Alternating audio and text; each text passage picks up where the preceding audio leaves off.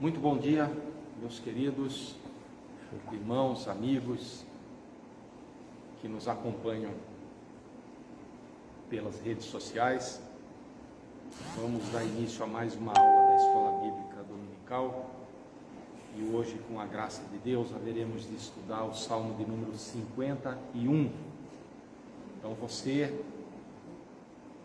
que está em casa, por favor, tome a sua Bíblia, abra no Salmo de número 51 e acompanhe, mantenha a sua Bíblia aberta, porque toda a exposição é feita em cima do texto bíblico.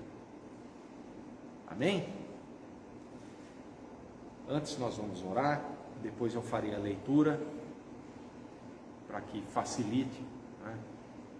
E nós ganhemos algum tempo também. Oremos então reverentemente. Amado Deus e Pai, graças te damos por essa manhã abençoada, pela oportunidade que temos de chegar até a tua casa, para poder transmitir, gravar essa aula para os nossos amigos e irmãos, e pedimos ao Senhor que o Senhor inspire as palavras que haveremos de falar, que o Senhor abençoe os ouvidos que haverão de ouvir, e que tudo seja para a honra e para a glória do nome do Senhor Jesus, em nome de quem nós oramos com ações de graças. Amém.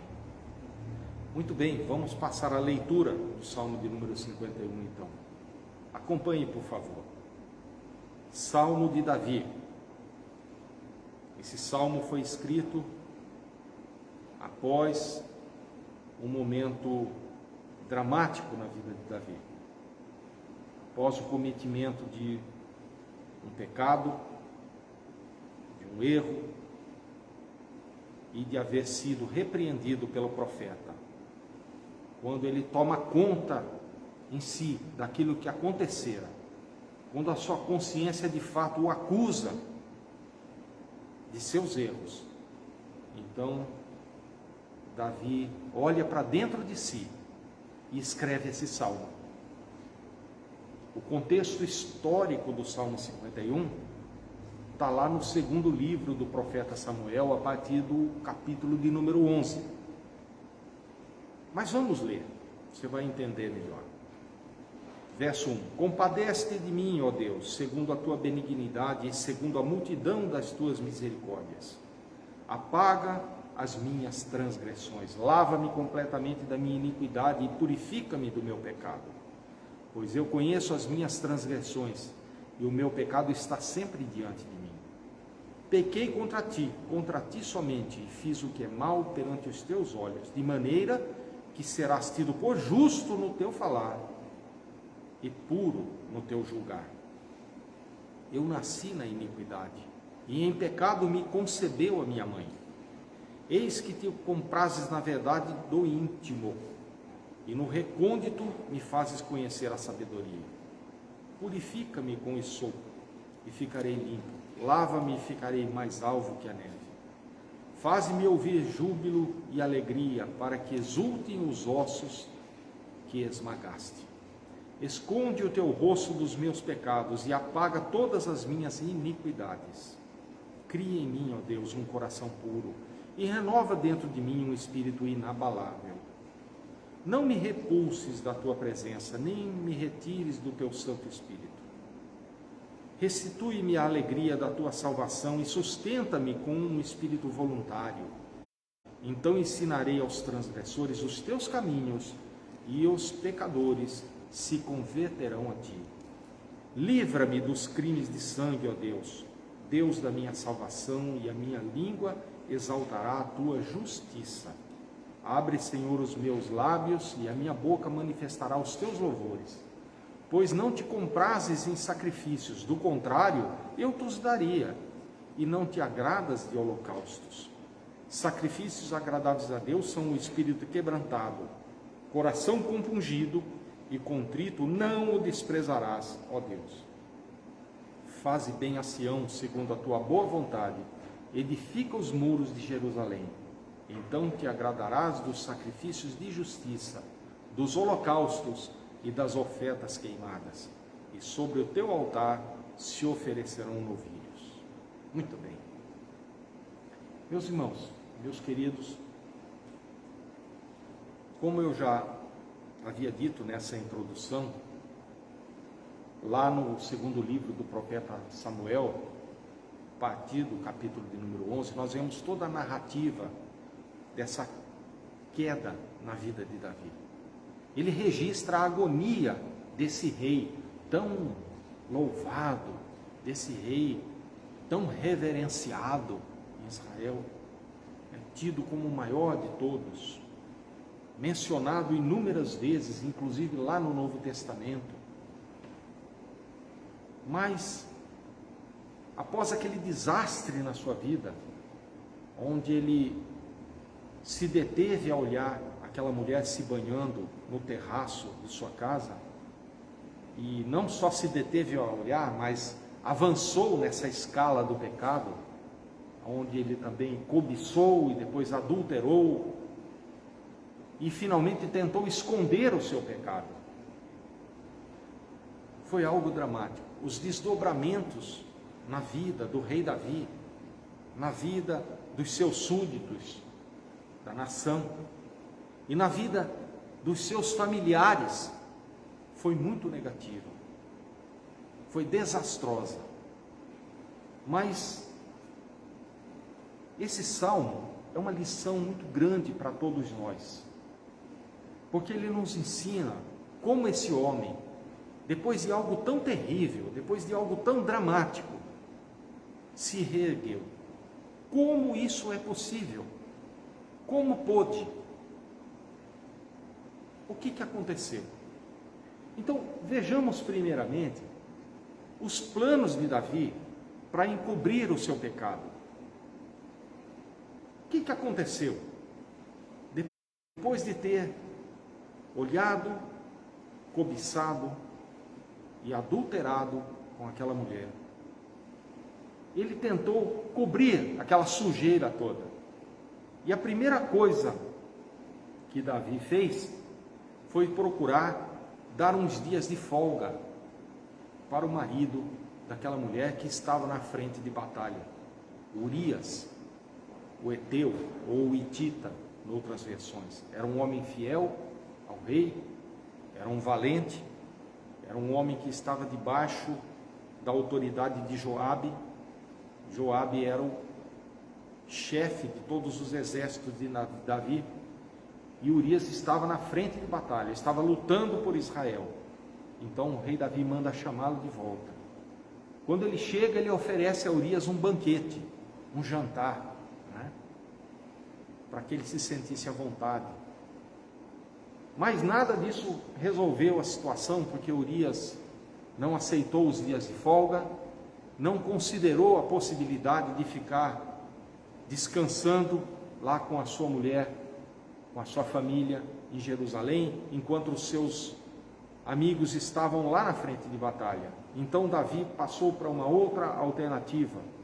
Ele encomendou a morte de Urias. Ele disse a Joabe, que era o chefe, que era o general: coloca Urias na frente de batalha, no ponto mais perigoso da batalha, e aí vocês recuem e deixem ele lá para ser morto pelo inimigo. Olha que plano diabólico. E finalmente, como se nada disso fosse suficiente para encobrir o seu pecado e o seu erro, ele resolve então casar-se com aquela mulher para esconder a gravidez. A gravidez, resultado de um adultério. Tudo parecia perfeito, né? As provas do pecado pareciam ter sido destruídas, como nós vemos nesses filmes policiais, onde aquele que comete o crime procura fazer de tudo para que não fiquem evidências. Então, quando chega ali a polícia científica, não acha as provas do crime, de tal forma que aquele que é um suposto autor do crime não possa ser indiciado pelo crime por absoluta falta de provas. Foi isso que Davi tentou fazer. Não vamos deixar provas, vamos eliminar, destruir as provas. Só que ele não contava com uma coisa.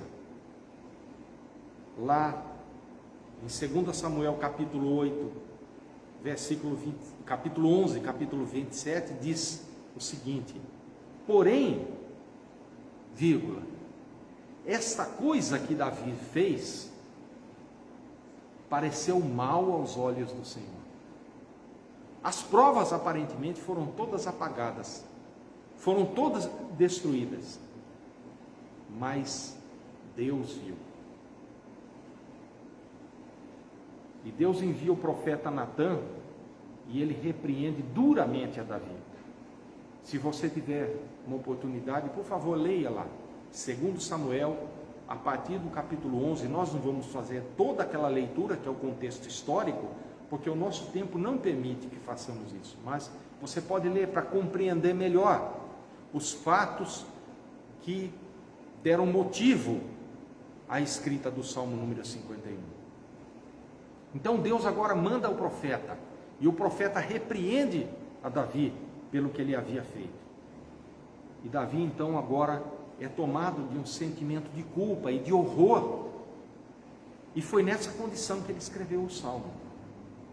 Aqui, no Salmo 51, Davi reconheceu o seu pecado, arrependeu-se, jogou fora todo aquele veneno da sua alma e, como diríamos, espremeu a ferida, né? Ele não acalentou aquele pecado. Essa é uma das razões pelas quais muitos estudiosos dizem que Deus amava profundamente a Davi. Deus o queria muito bem, porque Davi nunca reteve o pecado. Sempre que ele errou, logo ele correu para os pés do Senhor. A situação aqui, meus amados, é dramática. É horrorosa até, para falar a verdade. Ela envolve ações terríveis, as quais nós diríamos assim: alguém que fez isso nunca mais vai se reerguer, mas reergueu. Então é importante nós analisarmos o porquê, né? Em primeiro lugar, Davi diz que enquanto ele ficou calado, a sua vida murchou, né? Os seus ossos como que secaram, a alegria da vida foi embora, porque a mão de Deus pesava sobre ele dia e noite. Nós já estudamos isso algumas semanas atrás, né?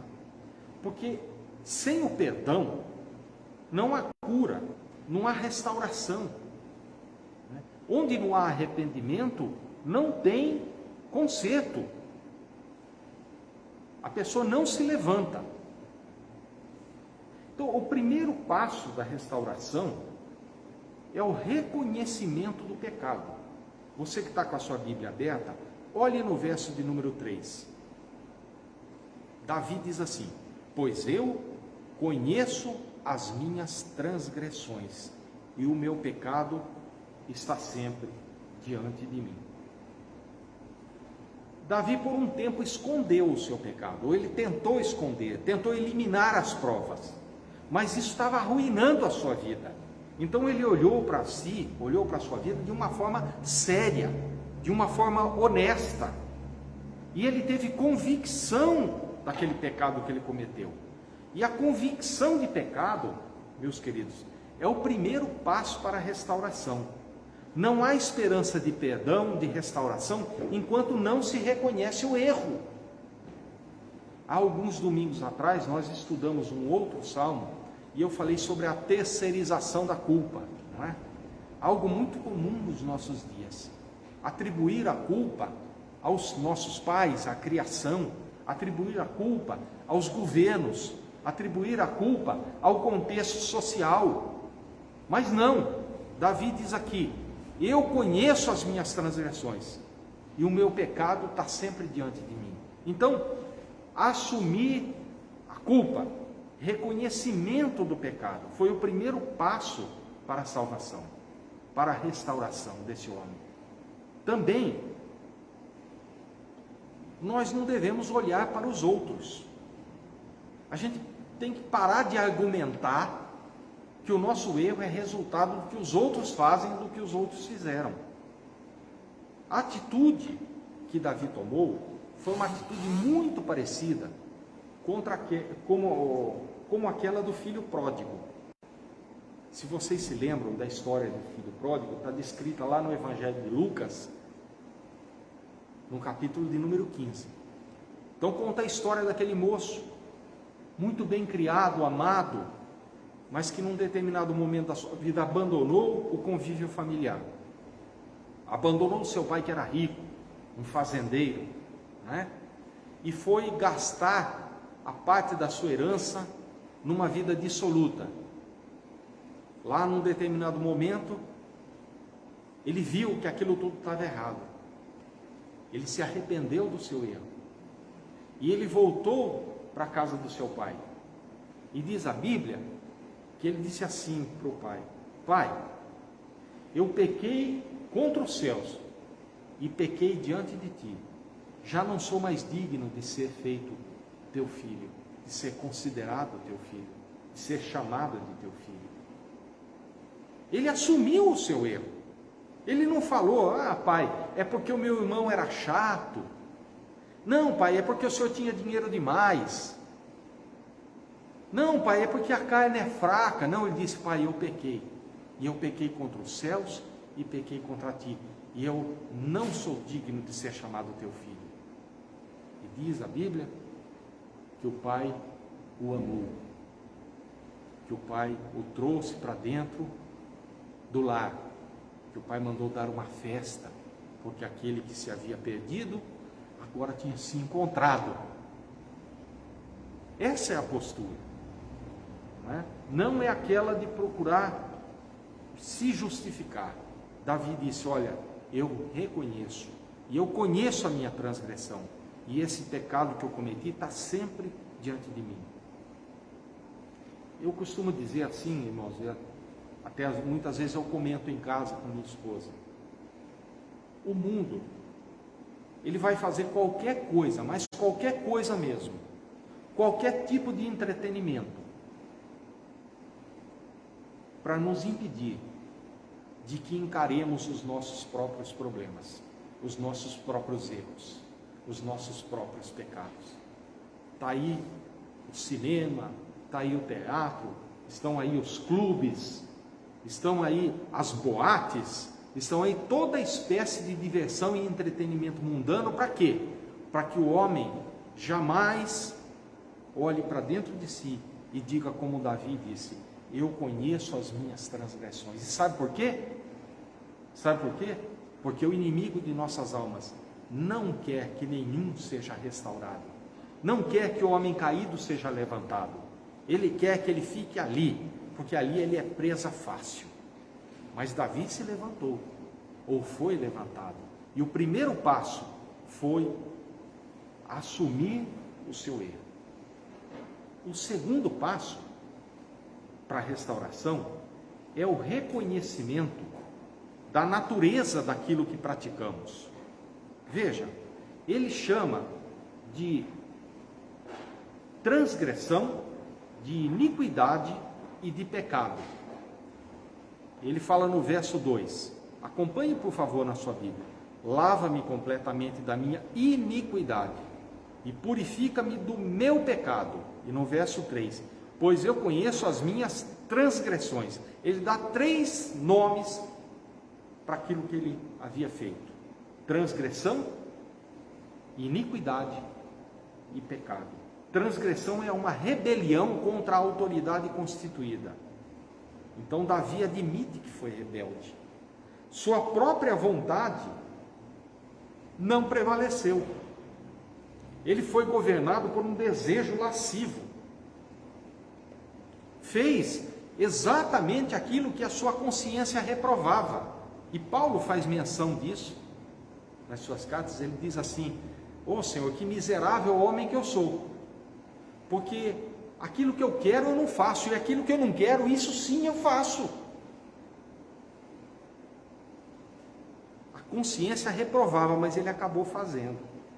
Foi um ato deliberado de desobediência, uma violação à autoridade divina. E isso se chama transgressão. Depois ele chama de iniquidade. Iniquidade é perversão, é algo sujo, indigno, É algo vergonhoso. Aqui e hoje. Hoje nós precisamos olhar para dentro de nós também. E procurar o que é iníquo, que é pecaminoso, que é sujo, que é indigno, que é rebelião contra Deus, contra a sua palavra. Precisamos examinar o nosso coração. Hoje.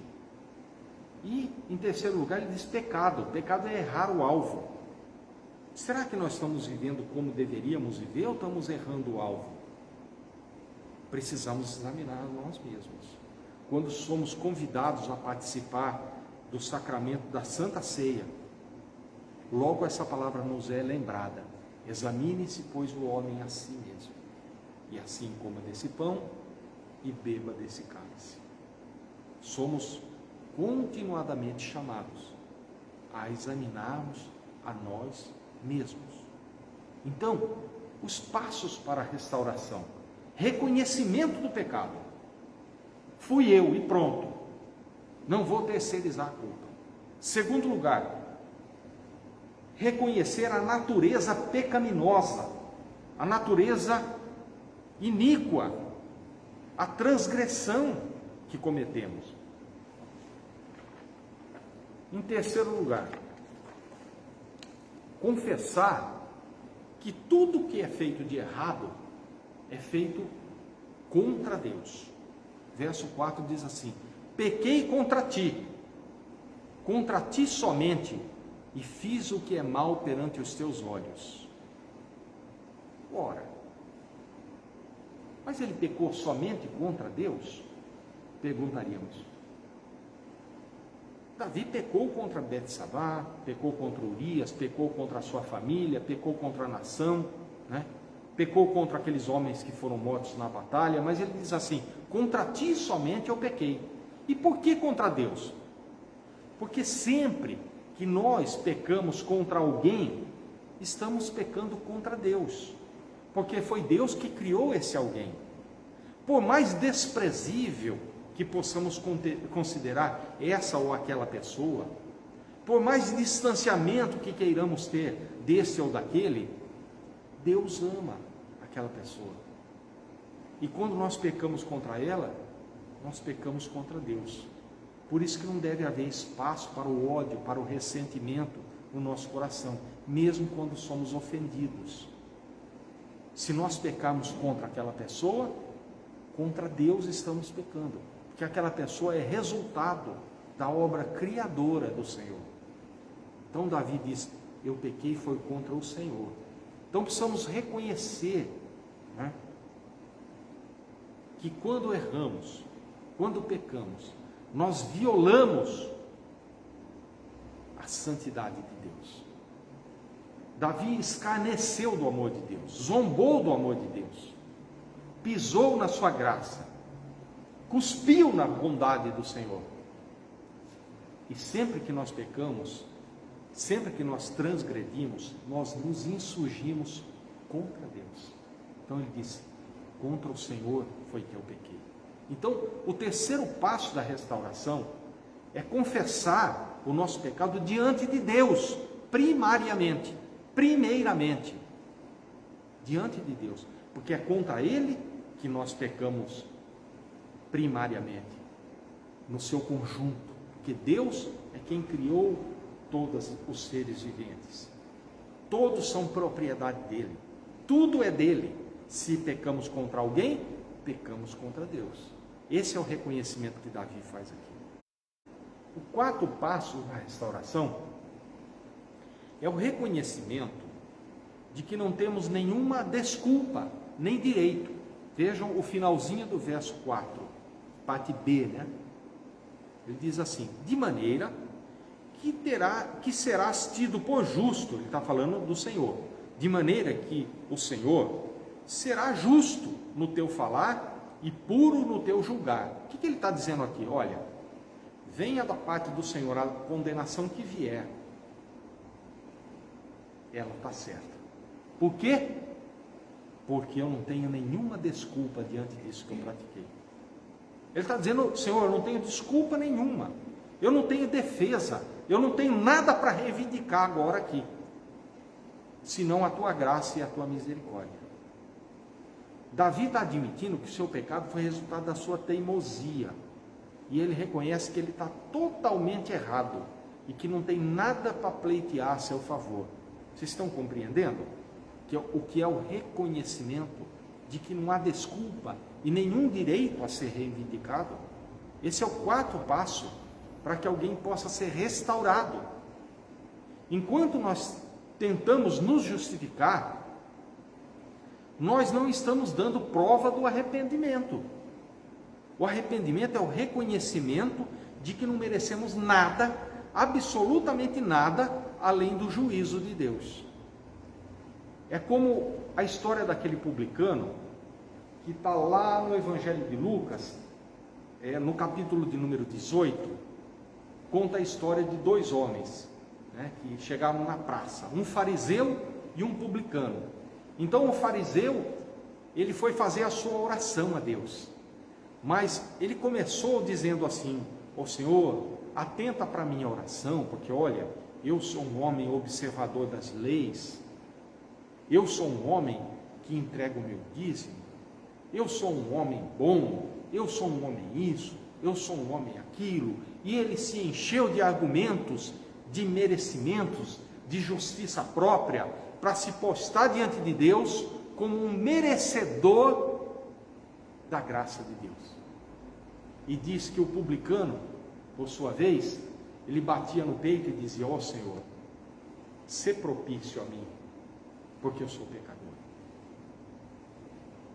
E diz a palavra que Deus aceitou a oração do publicano e desprezou a oração do fariseu. É exatamente o que acontece aqui com Davi. Ele está dizendo: Senhor, eu não tenho desculpa nenhuma para dar, eu não tenho merecimento nenhum diante do Senhor, eu não tenho direito nenhum para reivindicar. Eu sei que eu sou rei, eu sou rico, eu venci Golias, eu conquistei essa nação, aqui eu sou louvado, aqui eu sou adorado por esse povo, aqui eles me colocam lá em cima, mas eu não tenho nada para reivindicar, Senhor. Eu não tenho direito algum. Tem misericórdia de mim. E ele começa o salmo dizendo assim: compadece-te de mim, tem compaixão de mim, Senhor. O último passo para a restauração é reconhecer que a natureza daquele que peca, a natureza do homem, homem no sentido antropológico, que é o homem e a mulher, é todo ser, não é? A natureza é essencialmente má. O que Davi reconhece é que a razão do pecado não é o mundo fora dele, não é a beleza de Betsabá que fez com que ele pecasse. Não foi. Foi o seu coração. Não é o mundo fora de mim, é algo dentro de mim que está corrompido, constata ele. Não é simplesmente uma questão do que fazemos, mas é uma questão de quem nós somos. O coração do homem, apartado, distanciado de Deus, debaixo do temor de Deus, é uma usina de iniquidades, de onde procedem todos os maus desígnios. Pode dar uma olhada, verso número 5. Olha aí na sua Bíblia, por favor. Ele diz assim: eu nasci na iniquidade. Ele está dizendo: Senhor, o erro, o problema está dentro de mim. Não é a mulher que era bonita demais, não. O problema estava aqui dentro. Meu coração que é impuro, meu coração que está corrompido. E isso precisa ser mudado. Sabe? Às vezes eu vejo as pessoas dizendo assim: mas esse mundo é sujo, né? Mas tudo que você usa é o seu celular, é o seu computador, ou se você liga a televisão, está cheio de coisa que não presta, tem pornografia. Não. Se nós queremos ser restaurados, nós temos que dizer: Senhor, o problema está aqui, porque eu tenho controle sobre essas coisas, eu tenho que ter, é o meu coração que é lascivo. O mundo está cheio de guerras. Não, eu é que sou perverso. Não pode nem falar nada, que eu já explodo, eu já quero partir para uma briga, para uma confusão. Né? Ah, mas há muita injustiça social. Não! É que a avareza está no meu coração. Vocês estão percebendo como que nós raramente assumimos os nossos erros? E se não há esse compromisso de assumir o erro, não há evidência de arrependimento. E se não há evidência de arrependimento, a graça de Deus não se manifesta na nossa vida. O coração não é mudado, não é transformado. É para isso que esse salmo serve, para nós aprendermos a olhar para dentro de nós mesmos. Não é a mulher que estava lá tomando banho no terraço de sua casa, porque isso era normal nas construções mediterrâneas. O problema fui eu que fui lá e fiquei olhando, e não parei só naquele olhar, progredi nessa escalada do pecado. Davi assume isso. Então, ele cria as condições para que Deus o levante. Também é necessário que haja um anseio pelo perdão de Deus. Ele diz aí, no verso número 1, compadece de mim, tem misericórdia, Senhor. Davi estava desesperado, ele não podia fugir dessa situação. Ele estava ali encurralado e amarrado pelo seu próprio pecado.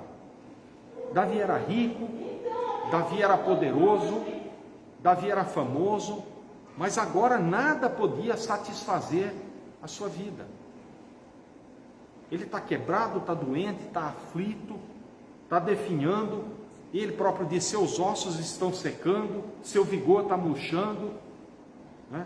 O seu choro é abundante, a sua alma está de luto.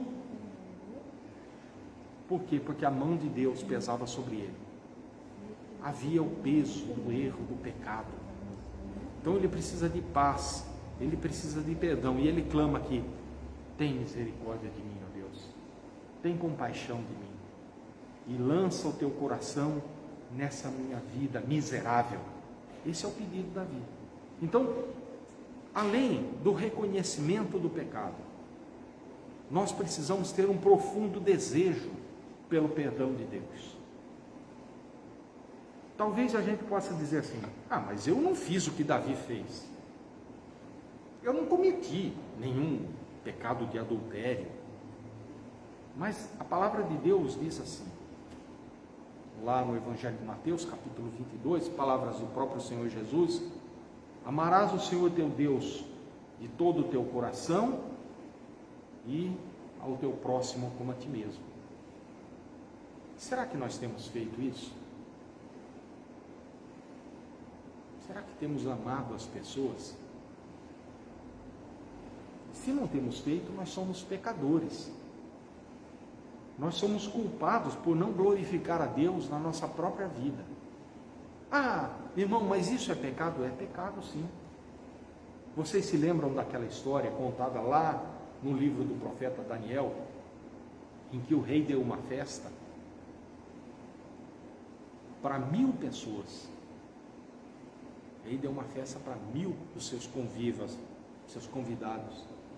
E ali naquela festa rolou bebida e toda espécie de coisa errada.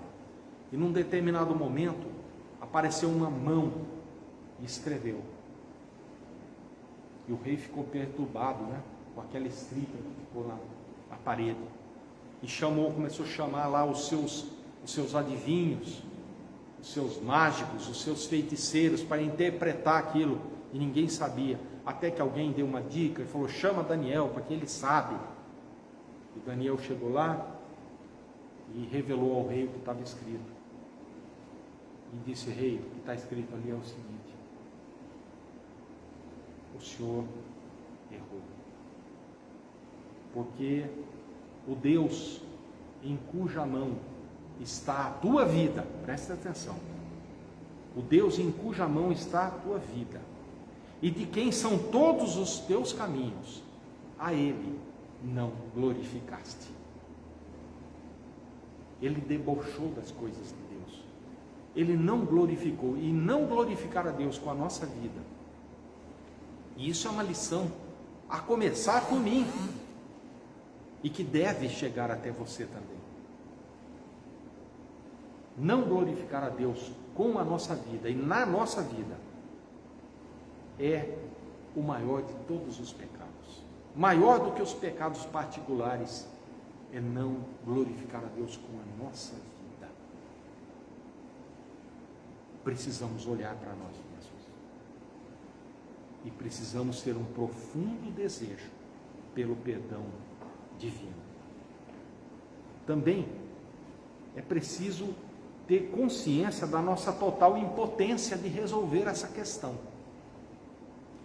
Davi não pôde tranquilizar a sua consciência com nenhuma espécie de ritual religioso. Veja o verso 16, por favor. Pois não te comprazes em sacrifícios. Se fosse assim, eu os daria. Ele está dizendo assim: Senhor, não adianta eu fazer nada aqui. Então, sabe, amados, às vezes nós queremos fazer coisas, queremos ter um ativismo religioso. Eu vou fazer, mas o que Deus está pedindo é o nosso coração. Dá-me o teu coração. Davi diz: olha, se isso resolvesse, eu faria, Senhor, mas o Senhor não se compraz com esses sacrifícios. Mais cedo ou mais tarde, a consciência de todas as pessoas acabam despertando. Algumas só no leito de morte, né? Tem pessoas só ali no leito de morte que elas têm a consciência despertada, como foi a de Davi. Felizmente para esse homem, a sua consciência foi despertada rapidamente. E ele correu para os pés do Senhor. Ele assumiu o seu erro. Ele não passou para os outros. Não procurou terceirizar o seu erro. Não é? Ele reconheceu que ele tinha uma natureza errada. O seu coração é que estava errado. Não eram as coisas externas que estavam erradas. Não era a mulher, não era o reino, não eram os governos, não era o tipo da edificação que facilitou com que aquilo acontecesse. Não era nada disso, era ele que estava errado. Ele reconheceu que ele também não tinha nenhuma desculpa, nenhum direito. E ele resolve então confessar tudo aquilo diante de Deus. Desejar ardentemente o perdão divino. Ter uma consciência de sua impotência, de que ele não poderia fazer nada. Então agora, Davi assume uma nova atitude para com Deus, uma nova atitude diante de Deus. O verso 1 e o verso 17 mostram isso, não é? No 17 ele diz assim: sacrifícios agradáveis a Deus são o espírito quebrantado, o coração compungido e contrito, não o desprezarás, ó Deus. Vejam que é interessante que a pessoa contra quem ele pecou, primariamente foi Deus. E a pessoa a quem ele mais deseja, a quem ele mais está buscando agora, é exatamente Deus. Isso faz toda a diferença entre arrependimento e remorso. Arrependimento é quando tomamos consciência do nosso erro e corremos para Deus, como fez o filho pródigo lá com o seu pai, né? Como fez Davi aqui para com Deus. Mas o remorso não. O remorso é aquele remoer do erro. A pessoa fica como que o gado fica ruminando, a pessoa fica remoendo o seu próprio erro. E muitas vezes isso desemboca em outras atitudes que não são desejáveis, que não são edificantes, como por exemplo a autocomiseração, né? A pessoa começa a ter aquele sentimento de autopiedade, aquele dó de si mesmo.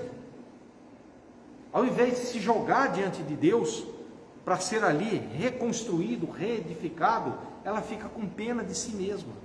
E isso não edifica, meus amados. Veja que Davi pecou somente contra Deus, ele diz, e foi justamente atrás de Deus que ele foi.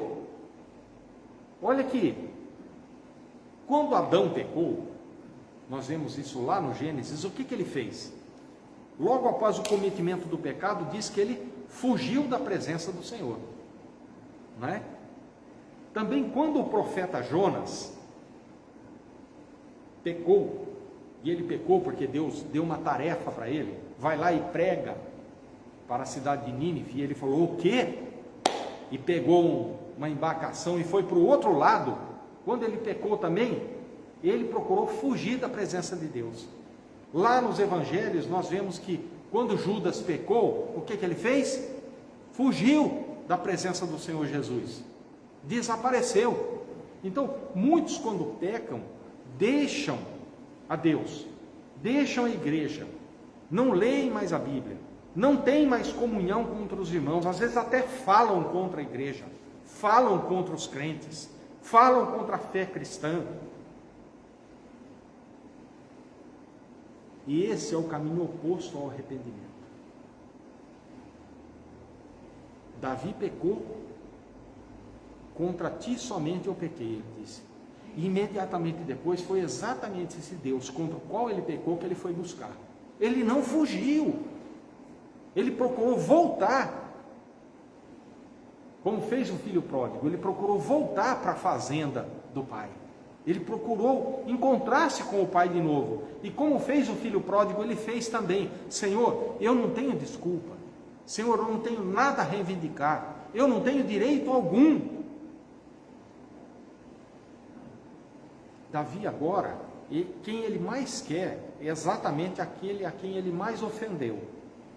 Porque ele sabe que só Deus pode restaurar a sua vida. Ele sabe que Deus é benigno, é misericordioso, é perdoador. Aquele que se arrepende, Deus recebe. Então, esse é o caminho, não é o caminho do remorso, é o caminho do arrependimento. Não é o caminho do coitadismo, da autocomiseração, é o caminho do reconhecimento do erro, do reconhecimento da incapacidade de resolver aquele erro sozinho, do reconhecimento de que o problema não é externo, mas o problema é no coração. Quando nós nos voltamos para a cruz de Cristo, ali também, amados, nós encontramos uma fonte de cura, de restauração e de perdão.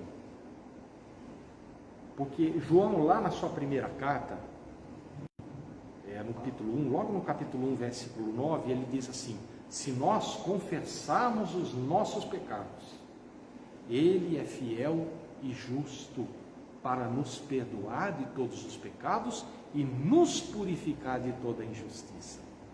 Olha que coisa maravilhosa! Se nós confessarmos os nossos pecados, Ele é fiel e justo para nos perdoar de todos os pecados e nos purificar de toda a injustiça. Vocês estão percebendo? Davi fez a opção certa. E nós já estamos chegando no finalzinho aqui. Qual é a maior necessidade do pecador? A maior necessidade do pecador é ter um coração novo. Você está com a sua Bíblia aberta? Espero que esteja. Veja o verso de número 10. Diz assim: cria em mim, ó Deus, um coração puro. Esse é o grande e real problema do homem. É o coração. O nosso coração está errado. O que precisamos não é apenas adquirir mais conhecimento. Vocês percebem isso? Ele está dizendo, cria em mim um coração puro. Quer dizer, é algo novo, é uma novidade. Não é simplesmente acrescentar aquilo que já temos. Não é acrescentar conhecimento. Não é só acrescentar sabedoria. Tudo isso é muito bom. Mas ele diz, cria uma coisa nova, Senhor, em mim. E essa coisa nova é um coração puro. Porque o que está errado é o meu coração. O que está errado não é o que está do lado de fora. Eu é que estou errado. os passos para a reconstrução. Vocês estão percebendo? A necessidade do pecador é ter um novo coração. E isso ninguém pode fazer por si mesmo. Eu não consigo criar um novo coração. Você também não. E também não adianta fazer aquele tipo de comparação. Ah, mas até que eu sou bom comparado com o fulano de tal. Até que minha vida é bem razoável se comparada a fulana de tal. Dá uma olhada no verso 6. Eis que te comprases, na verdade, no íntimo, e no recôndito me fazes conhecer a sabedoria. Irmãos, o padrão de Deus é um padrão rigoroso, viu? Verdade no íntimo. Eu perguntaria a mim e a você, como ficaríamos se Deus projetasse aqui, nessa tela aqui, onde normalmente projetamos os cânticos, os corinhos, se Deus projetasse nessa tela, hoje, aqui e agora, todos os nossos pensamentos, tudo aquilo que temos feito e que ninguém viu, mas que ele viu, como foi o caso de Davi. As provas foram apagadas, mas Deus viu. Como ficaria? Pergunte você para você mesmo e me diga: todo homem precisa ou não de um novo coração? Como ficaria? Sabe, irmãos, o Evangelho é maravilhoso, porque ele desfaz, ele joga por terra toda aquela presunção que o homem tem de ser melhor do que o outro, e nos faz colocar a boca no pó e reconhecer, como Davi reconheceu: Senhor, eu sei que eu não sou nada, eu não tenho merecimento algum, porque o meu coração está errado. Cria em mim, Senhor, um coração novo. É o que ele pede aqui, sabe? Eu não vou me comparar com o meu vizinho, nem com o meu outro irmão aqui na igreja. Sabe por quê, irmãos? Porque o padrão de Deus é um padrão rigoroso. É verdade no íntimo, como está escrito aqui no verso 6. O Senhor quer verdade, não só essa verdade que aparece. Talvez alguém pode olhar para mim, para você e dizer: mas que pessoa bacana, mas como ele é legal, como ela é legal. Oh, ele é um cara honesto. Oh, ela é uma mulher muito correta. Mas e no íntimo? O que o Senhor está dizendo é: o meu padrão é verdade no íntimo, não é só aquilo que aparece, porque eu vejo o que os homens não veem, eu vejo tudo.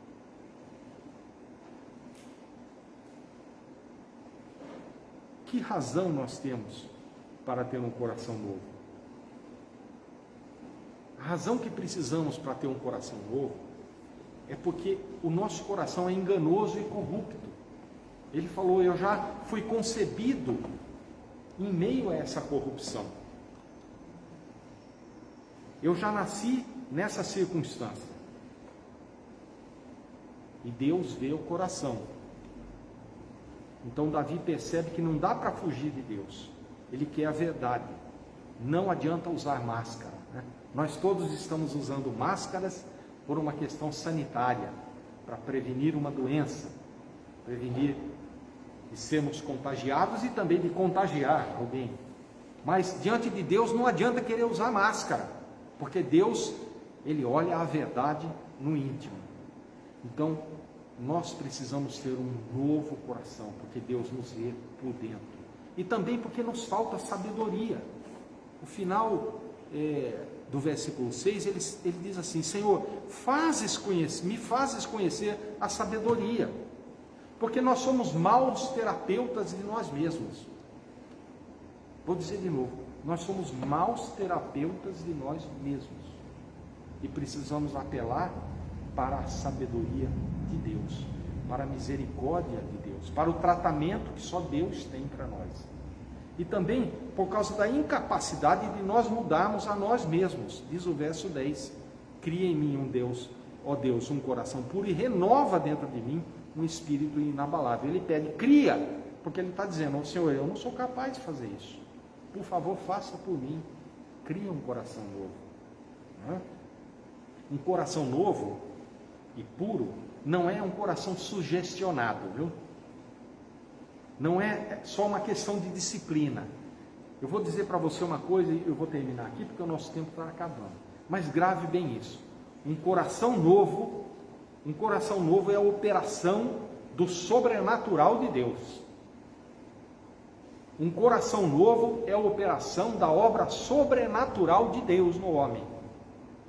E, assim, se alguém agora está em Cristo, né, diz o apóstolo Paulo lá na sua carta aos Coríntios, no capítulo número 5, eis que é feita uma nova criatura. É obra do sobrenatural. Não sou eu, não é você, não é o professor, não é o pastor, não são os irmãos que servem na igreja, é Deus quem faz. Cria em mim, Senhor, um coração novo. Amém? Eu espero que essa lição tenha ficado para mim e para você.